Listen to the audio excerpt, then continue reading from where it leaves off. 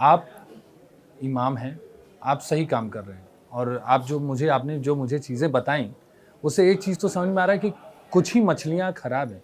जो कहा जाता है ना कि तालाब में 5 मछलियाँ हैं, उसमें एक ही खराब होती है, उसी की वजह से तालाब गंदा होता है।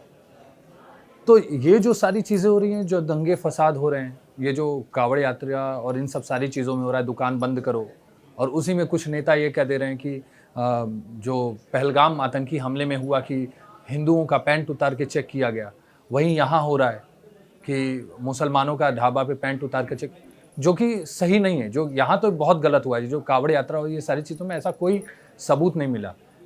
ये सारी चीज़ें राजनीति ये सब कौन कर रहा है फिर? राजनीति तोड़ने का नाम है, धर्म जोड़ने का नाम है।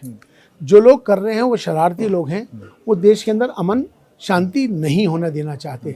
अब कांवड़ के हवाले से ही मैं आपको एक और वाकया सुनाता हूँ।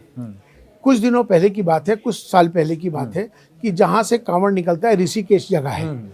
ऋषिकेश के अंदर एक बहुत बड़ा आश्रम है हिंदुस्तान का, जिसका नाम है परमार्थ निकेतन आश्रम।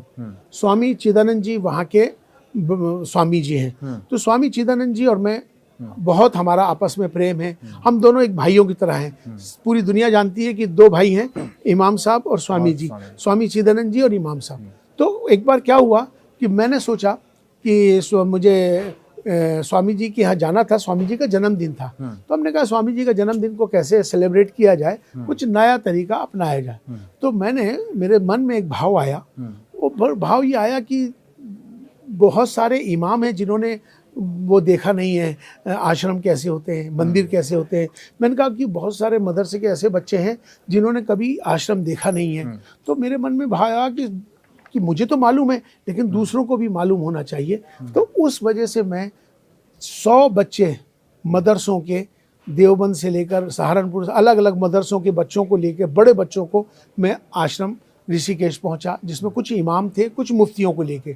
जिनको लेके जा रहा था मैंने उनसे कहा कि मैं तुम्हें कहाँ लेके जा रहा हूँ, 3 दिन के लिए, मुझसे पूछना नहीं, लेकिन तुम्हारी ज़िंदगी में एक परिवर्तन आएगा और तुमको बहुत अच्छा लगेगा।